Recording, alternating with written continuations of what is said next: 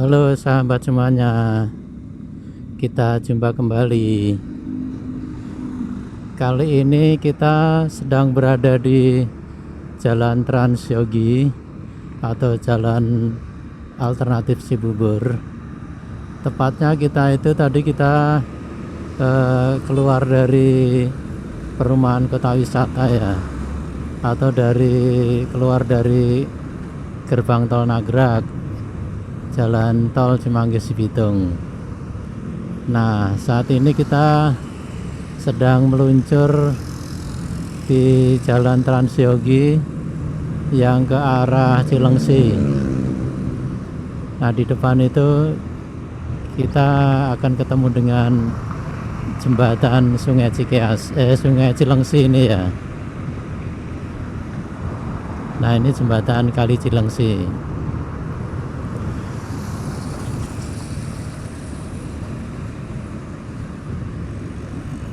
Misi kita kali ini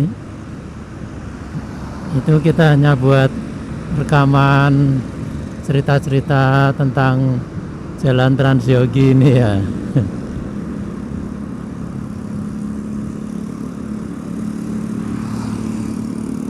Nah, kebetulan kan kita boleh dibilang hampir tiap hari itu kita melintas di Jalan Trans Yogi ini. Ini kita memang sudah lama ya kita melintasin rutinitas setiap hari melintas di Jalan Trans Yogi ini. Jadi tadi sih kita cari-cari ide itu, wah kita mau buat rekaman apa nih ya pagi ini ya. Soalnya biasanya kan kita rajin membuat ini ya, rekaman tentang pembuatan Jalan Tol Cimanggis Bitung. Nah, ini tadi ini ya terbersit kira-kira apa ya selain jalan tol gitu. Akhirnya ada ide, oh ya adalah kita mau ngerekam Jalan Trans Yogi ini aja ya, sambil cerita-cerita tentang Jalan Trans Yogi ini gitu ya. Ya kalau kita baca-baca dan kita ini ya, kita emang hampir tiap hari kan kita lewat sini. Itu Jalan Trans Yogi ini kira-kira dibuat itu tahun 90-an ya, jadi belum terlalu lama sih. Tadi saya sempat googling gitu, Jalan Trans Yogi ini dibuat atau mulai pertama dibangun itu kan tahun 87 gitu. Nah, jadi sebelum tahun 87 itu nggak ada jalan ini ya, Jalan Trans Yogi ini belum ada gitu. Apalagi perumahan-perumahan yang di sini juga belum ada. Perumahan kota wisata, legenda gitu-gitu belum ada ya, karena jalannya belum ada. Nah, tahun 87 dibangun. Kalau saya pertama lewat jalan ini mungkin tahun berapa ya, udah 2000-an sih ya. Jadi saya lewat sini tahun 2000-an gitu. Nah, dulu pertama-tamanya ya masih agak sepi sih jalan sini ya. Tapi pernah ada puncak kemacetan itu kira-kira sekitar tahun 2010 ya. Itu waktu itu emang puncak ini kemacetan Jalan Trans Yogi ini. Nah, ini kita melintas di depan sekolahan Al-Azhar Cibubur.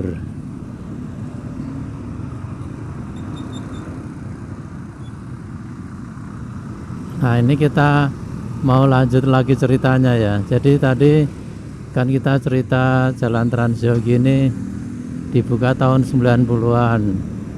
Nah, waktu itu kan masih sepi gitu. Nah, terus tahun 2000-an berapa waktu itu saya lewat ke sini dan ngalamin puncak kemacetan itu ya sekitar tahun 2010 plus minus lah ya kira-kira ya. Terus nah, waktu itu karena macet banget gitu ya, macet banget, dan waktu itu kebetulan kan Pak SBY gitu kan tinggal di sekitar sini kan. Nah, mungkin karena itu terus ada banyak pembangunan juga sih di jalan Transyogi ini. Oh iya, kalau sejarahnya kan kenapa dinamain jalan Transyogi itu, tadi saya baca-baca gitu, dulunya itu jalan Transyogi ini yang punya ide itu Gubernur Jawa Barat waktu itu. Namanya kalau nggak salah Yogi S. Mehmet, Pak Yogi S. Mehmet gitu. Oh, makanya mungkin namanya dikasih nama Transyogi gitu ya, kemungkinan itu ya. Nah, jadi dulu ini emang istilahnya yang bangun pertama sih ya dari Provinsi Jawa Barat ya, dan statusnya waktu itu pun masih jalan provinsi gitu. Nah, tujuannya dulu kan mau membuat jalan yang menghubungkan dari daerah sekitar Jonggol gitu ke arah Jakarta. Nah, waktu itu kan jalan ini belum ada. Jadi misalkan dari Jonggol gitu, kalau mau ke Jakarta pilihannya hanya dua waktu itu. Pertama itu dari Jonggol, terus ke Cilengsi, terus ke arah mana tuh Gunung Putri, dan terus cari-cari jalan, ketemunya di Jalan Raya Bogor gitu. Nah, di daerah Pekapuran, Jalan Raya Bogor itu alternatif pertama. Nah, alternatif kedua itu dari Jonggol, Cilengsi, terus ke arah Bekasi, baru ke arah Jakarta. Nah, jadi jalan ini waktu itu belum ada, jadi nggak bisa lewat sini. Atau katanya ada sih dari Jonggol, Cilengsi, terus cari-cari jembatan kecil gitu yang di daerah Ciang sana katanya. Nah, itu baru bisa ke arah Jakarta. Nah, karena setelah jalan ini dibangun, akhirnya bisa dari Jonggol ke Cilengsi terus langsung ke arah Jakarta Timur atau ke arah Cibubur.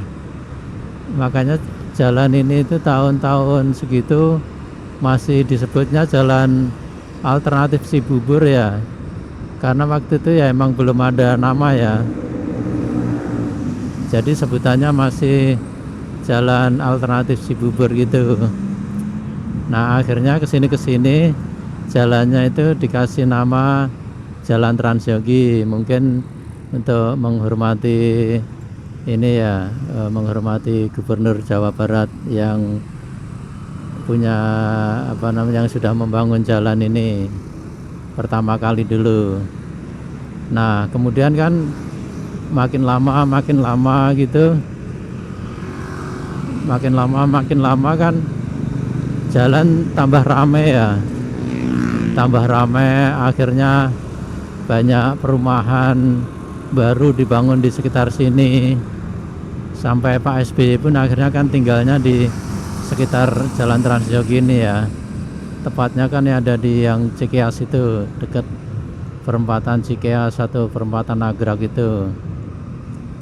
Nah, sampai puncaknya macet gitu, akhirnya tahun sekitar 2000 berapa ya, 2010 plus minus gitu ya, waktu itu Pak SBY masih jadi presiden.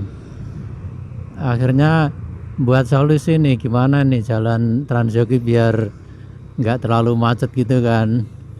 Nah, kalau nggak salah waktu itu akhirnya jalan sini kan dulunya jalan provinsi, akhirnya dijadiin jalan nasional. Jadi biar lebih mungkin biar lebih mudah ngelolanya gitu ya.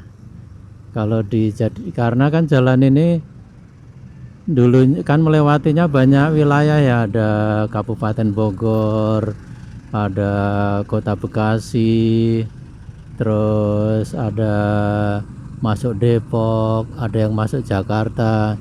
Jadi mungkin karena ada di dua provinsi kita, akhirnya dijadiin jalan nasional. Sepertinya begitu kira-kira, kalau nggak salah ya. Saya kan baca-baca aja ya. Terus waktu itu saya ingat sih ada untuk ngatasi macet daerah sini itu waktu itu dibuat tiga hal gitu. Pertama itu pelebaran jalan ini. Dulu kan nggak 3 lajur ya. Jadi dulu itu nggak 2 jalur masing-masing 3 lajur itu enggak. Dulu lebih sempit kalau nggak salah. Nah itu ada pertama itu pelebaran. Ini setelah dijadiin jalan nasional ya. Itu ada pelebaran. Terus nanti di pintu tol gitu, di pintu tol Jagorawi atau di sekitar pintu tol Cibubur itu kan dibuat underpass gitu. Jadi ada jalan pintas dari jalan Transyogi ini ke jalan tol itu melewati bawah jalan tol gitu. Jadi underpass. Terus yang ketiga itu dibuat jalan baru ya. Dibuat jalan baru di sekitar dari Cikeas ke Cimanggis itu. Jadi di situ ada jalan yang baru yang lumayan gede ya jalannya itu ya. Nah itu waktu itu saya baca itu untuk ngatasi macet di sekitar sini. Nah emang macet berkurang tapi ya tetap masih macet ya waktu itu ya.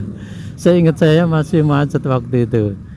Jadi udah dibuat 3 langkah itu masih macet itu. Akhirnya ya sampai ada tol baru jalan tol Cimanggis Bitung itu kan.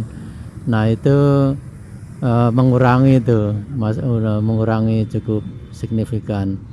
Cuman yang di sekitar perempatan Keranggan ini masih ya. Jadi kalau ya seperti ini karena memang ada lampu merah. Jadi ya ini ya kita masih nunggu seperti ini sih. Kadang juga lama gitu nunggunya. Nah ini yang di sini ini saya juga masih tanda tanya ya. Kapan lampu merah ini difungsikan, kapan lampu merah itu dimatikan gitu, saya belum tahu sih, belum nemu jawabannya ya. Monggo buat teman-teman yang ada informasi kenapa lampu merah yang di sekitar Plaza Cibubur ini atau sekitar Keranggan ini kadang dinyalakan, kadang dimatikan. Padahal kalau lampu merah dimatikan itu biasanya itu lancar gitu. Lancar dari 4 jurusan itu lancar, nggak ada antrian gitu ya. Nah kalau lampu merah difungsikan itu biasanya ini antrian cukup panjang ya. Ya itu monggo ya buat teman-teman yang ada ide, ada info kapan lampu merah ini dimatikan, kapan lampu merah dinyalakan, apa ada jam-jamnya atau gimana ya, monggo. Nah ini kita lanjut aja ini ngerekamnya. Ini kita nanti rekamannya sampai ujung jalan Transyogi ini ya. Nah tadi apa ya, sampai mana? Oh ya sampai pembangunan jalan tol ya. Pembangunan jalan tol ya itu cukup membantu itu, terutama di daerah kota wisata itu. Keluar dari kota wisata sekarang boleh dibilang lancar. Nah di sekitar Nagrak itu juga udah lancar. Yang emang belum yang sekitar lampu merah itu tadi aja ya. Terus yang di sini juga lancar gitu. Nah terus apa lagi nih yang kita ceritakan? Oh iya ini saya. Nah kalau ini info bukan di ini ya, bukan googling tapi pernah ngobrol-ngobrol gitu ya. Saya kan kadang-kadang gini ya, terbersit itu. Wah ini yang punya tanah di sini gitu, zaman dulu kan sebelum dibangun jalan tol itu siapa aja gitu kan. Nah itu ya rupanya kalau dulu-dulu ya mungkin petani kali ya. Karena kan masih kebun sawah gitu, mungkin zaman dulu ya petani gitu. Tapi kan kesini-sini ya semua sekarang sudah jadi punya pengusaha gitu kan ya. Nah saya sih pernah ngobrol-ngobrol sama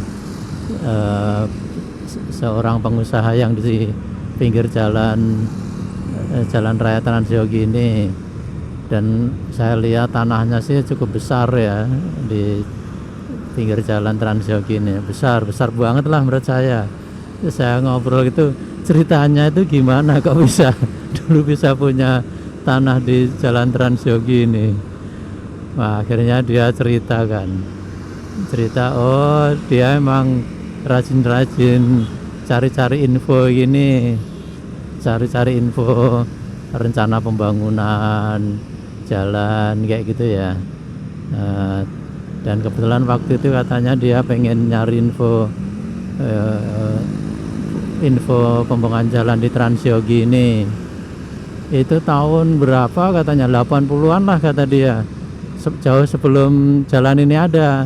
Tapi waktu itu katanya dia udah ini ada feeling ini akan dibangun gitu kan.